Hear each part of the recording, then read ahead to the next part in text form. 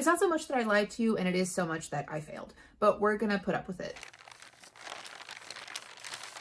Hello beautiful people, my name is Wendy and today I'm going to be bringing you a little book haul. One that I hope will be the first and last of this year unless I get simply an unreal amount of reading of my physical TBR done. For the most part, these are books that I had previously pre-ordered or gifts from other people, but there are one or two, or exactly two, books that I purchased myself despite being on a book buying ban theoretically. Regardless, I am excited to talk about these books and I do want to add them to my official TBR tally. So if anybody is keeping track at home of the books that I still have to read, feel free to add these to their number now. So more or less in order of when I got or received or purchased these books, the first one that I want to be talking to you guys about is The Bloody Chamber by Angela Carter. This is the 75th anniversary edition of this book. For those of you who might not be in the know, Angela Carter is an author and a storyteller and a folklorist who is best known for her deeply feminist reimaginings of classic fairy stories. And I believe Bloody Chamber is the most famous either short story or collection of short stories that she has done. If you are familiar with Angela Carter, you're going to be familiar with The Bloody Chamber is what I'm trying to say. In this collection, we have a variety of short stories, starting with, of course, The Bloody Chamber, but also The Courtship of Mr. Lion, The Tiger's Bride, but slightly more reimagined, Puss in Boots, The Earl King, The Snow Child, The Werewolf, The Company of Wolves, and Wolf Alice. A lot of lupine imagery, it seems, which I guess makes sense for the door knocker on here. Though I think this one might be from the Mr. Fox book, if I remember my imagery of that one correctly. Regardless, though, I am a big lover of folklore myself, so I was super excited when my little brother gifted me this book. The reason it wasn't on my shelves earlier is because I'd shipped myself some books because I was visiting my family for the holidays, and this book was in that box, and unfortunately, due to some errors on USPS's count, that box got absolutely flooded and a lot of the books inside got destroyed. So this is one of the few that more or less survived. So warped as it may be, this book is now officially gaining a spot on my shelves, and I hope to read it very soon because it is quite short, and I think that the subject matter is exactly the sort of thing that will be speaking to me as I continue my reading this year. Following that up with another present from the holidays that it's just taken me a little while to actually get up and put on my shelves, we have the Where the Mountain Meets the Moon trilogy by Grace Lin. This includes the books Where the Mountain Meets the Moon, Starry River of the Sky, and finally When the Sea Turned to Silver. This is a trilogy of middle grade novels that I don't know all that much about, particularly the second and third book, so I'm going to put them down first. These were gifted to me by my friend Katie from the channel A Sea of Tomes, who I'll have linked in the description box below. She doesn't make videos anymore, but the stuff that she does have is really great, so I do encourage you to check it out. At this point, I trust Katie with all of her media recommendations for me. She has a pretty good finger on the pulse of the sort of things that I'm going to like, so if she sends something to me, I know that I'm not going to be disappointed. But in service of this being more than just me showing off a bunch of the pretty stuff I've got, which would be a fair video in and of itself, but I want to have a little bit more substance to this video, let me just read to you the back cover blurb to get an idea of what this is about. Young Min Lee lives in the valley of Fruitless Mountain, where she and her parents spend their days working hard in the fields. At night, Min Lee listens to her father's tales about the old man of the moon, who knows the answers to everything. God, I wish that were me.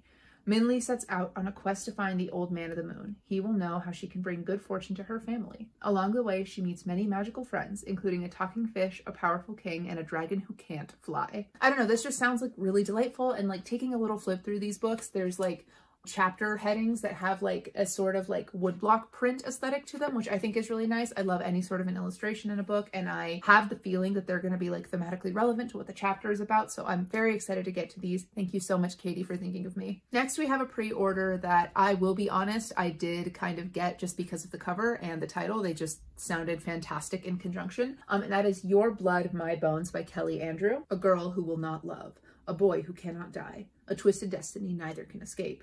Wyatt Westlock has one plan for the farmhouse she's inherited, to burn it to the ground. But during her final walkthrough of her childhood home, she makes a shocking discovery in the basement.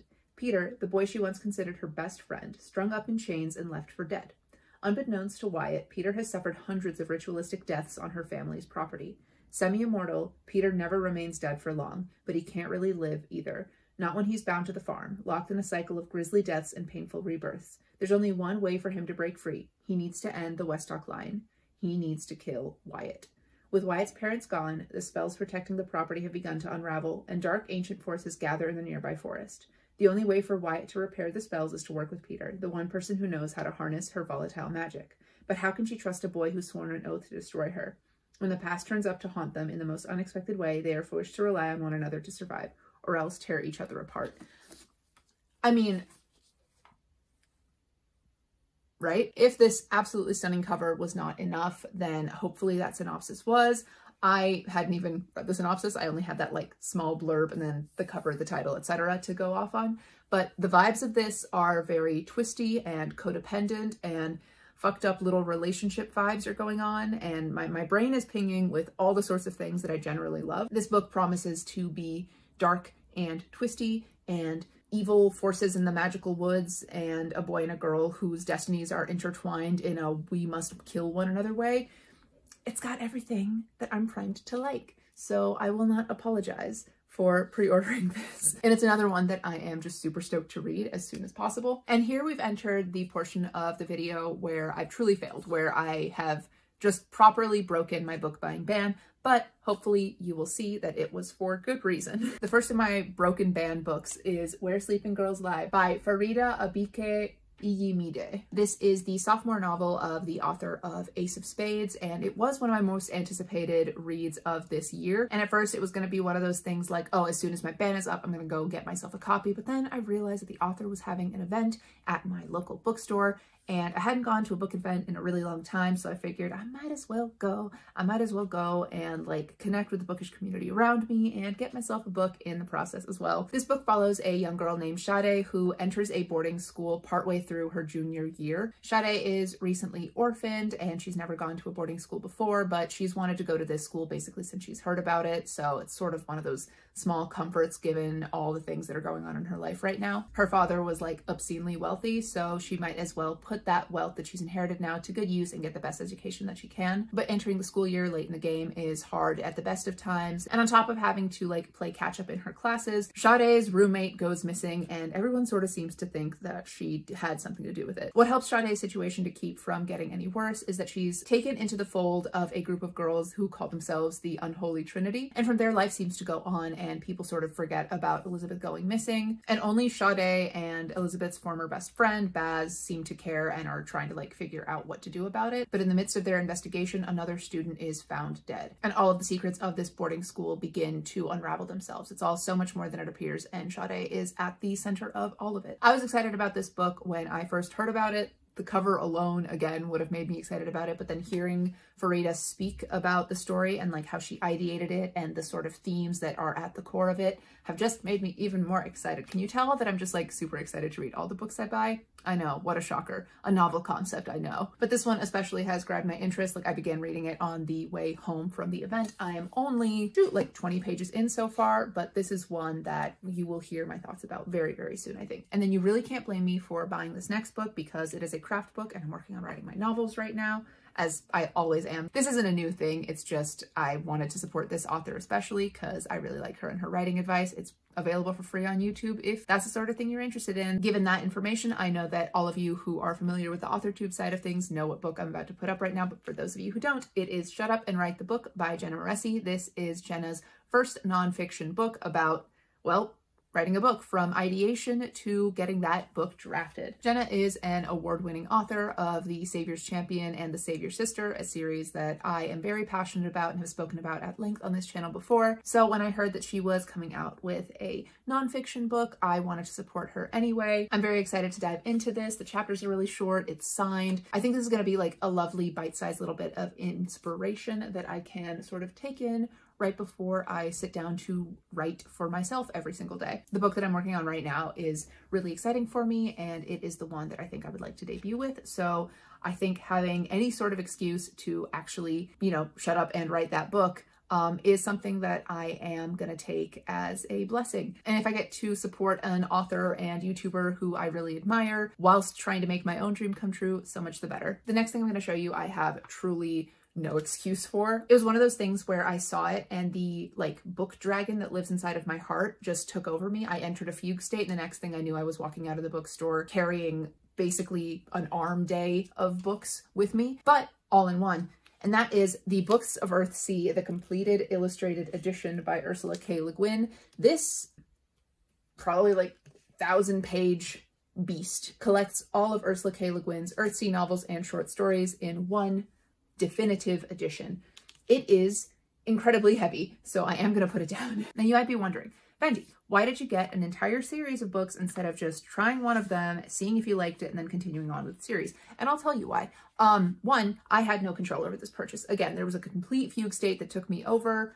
Some being greater than myself said I needed to have it with me, and for the small price of whatever number of dollars this book ended up being, I got to like sate that beast and get to have like control over my body again, which I think is a small price to pay for like bodily autonomy and the ability to think for myself. But the second, maybe more important reason is that I am so convinced that I will love Earthsea that I am willing to like place this bet. From what I know about Earthsea, besides the fact that it's one of the like earliest examples of like fantasy fiction written for children, barring like Narnia, it's one of the earliest examples of contemporary fantasy fiction for children, I should say. It's also a story that was built on sprawl. To my understanding, Ursula K. Le Guin wrote a couple short stories in the Earthsea universe, and then something about it got its hooks in her and just didn't let her go until she wrote this like enormous saga of a thing. That sort of meta information about Earthsea, that sort of origin story for it, immediately compels me, because anything that can take its hooks into a writer and just make them sprint in a fugue state towards the finish is something that I understand on a deep personal level. And I know that stories like that are the ones that are sort of most joyful for me to write. So I hope that this is going to be one of those stories that is deeply joyful for me to read, and that whatever fugue state took hold of Ursula K. Le Guin will also take hold of me in the reading of these novels. I know that there's dragons on it. I know that Ursula K. Le Guin had some choice words to say about Harry Potter that I think read truer and truer the further we get from the origins of those books and the more we learn about their creator. And I'm not talking about Hatsune Miku, I'm talking about the other one. And Le Guin purportedly practices what she preaches. The contents of Earthsea, to my understanding and from what I have heard about it, are that it's an incredibly diverse story that takes into account a tremendous number of points of view and worldviews, and it digs into some of the things that other stories for children maybe shy away from a little more. Despite being a fantasy story, it concerns itself with very real and very deep and very important social problems that we have even in our contemporary world of today. And I think that that's the best sort of fantasy, one that makes a commentary about the real world. And it's really big and really pretty. So can you blame me? And the final book that I want to talk about isn't here yet because it hasn't quite published. It's coming out on May the 14th. Hey folks, Editing Wendy here, saying that I failed once again, but this time in terms of actually getting a video up on time. I left the country. Doesn't matter. Point is, the book that I was talking about obviously has come in now, and it is The Honey Witch by Sydney J. Shields. It definitely still takes the cake as one of my most anticipated reads, and I have just started reading it, but the point is I wanted to share a little bit about what made it so enthralling to me, so let me read you that back cover copy real quick. Marigold Claude has always preferred the company of meadow spirits to the suitors who've tried to woo her. So when her grandmother whisks her away to the tiny isle of Innisfree with an offer to train her as the next honey witch, she accepts immediately. But her newfound magic and independence come with a price. No one can fall in love with the honey witch. Then Lottie Burke, a notoriously grumpy skeptic, shows up on her doorstep, and Marigold can't resist the challenge to prove to her that magic is real, even at the risk of losing her home and heart. Now, what do I know about the honey witch? It's sapphic. It includes honey magic and like bee magic. I know that one of the protagonists is cursed to never fall in love, and that another of the protagonists is like, okay, bitch, watch me. I know that it is going to be sweet. I know that it's going to have a sting to it, and I know that it was one of my most anticipated reads basically since I heard about it coming out. I don't know, I'm just really excited about it. It's really pretty, and I know that I'm going to drop everything in the entire world and read it as soon as it gets here. So in order to actually get some reading done, maybe even finish a book before then, I'm gonna end this video here. Editing Wendy back here to say that my procrastination has never once been punished, and thus I will never stop, because in waiting to actually get this video up, I've actually received yet another book. This is The Doll Makers by Lynn Buchanan. It is an arc that I won in, I believe, a Goodreads giveaway. In the country called One, doll makers are vital members of the community. An artisan's doll is the height of society's accomplishments, while a guard's doll is the only thing standing between the people of One and the shod. Vicious, cobbled monstrosities that will tear apart any structure, living or dead, inanimate or otherwise, to add to their hoard. Apprentice Shawn of Pearl is a brilliant doll maker. With her clever dolls, she intends to outsmart and destroy the shod, once and for all, a destiny she's worked her whole life toward accomplishing. But when the time comes for her dolls to be licensed, she's told her work is too beautiful and delicate to fight, a statement that wounds and infuriates her. The shod killed everyone she loved. How could her fate be anything but fighting them? In an attempt to help her see a new path for herself, Sean's mentor sends her on a journey to a remote village called Webb, urging her to glean some wisdom from Àbíké-Íyímídé, a reclusive and well-respected guard doll maker. But Sean has another plan. If she can convince the village of Webb of her talents, the licensing guild will have to reconsider and grant her a guard's license. And what better way to convince them than challenging Àbíké-Íyímídé and stating herself as the official doll maker of Webb. Once she's done that, proving her doll's worth in the fight against the Shroud will be simple. As simple, that is, as calling the Shroud to Webb. Y'all know that I love creepy dolls. You know that I love flawed and ambitious protagonists. So this was right up my alley, and I'm so excited to have received an arc of it. Review of these two books to come. So that is officially it for my little rule-breaking book haul. Thank you so much for watching this video. If you liked it, please leave me a thumbs up. And if you like me, maybe consider subscribing to my channel. I post videos every Thursday, and I'd love to have you join my little bookish family. Comment down below if you have read any of these books to let me know which ones I should prioritize and read first. Or if leaving a big comment feels like too much, I totally get it. Why don't you go ahead and leave me a bird emoji for Where Sleeping Girls Lie to let me know that you've gotten to the end of the video instead. Regardless, that really is it for me. Thank you again so much for watching this video, and I will see you with the next one very, very soon. Goodbye.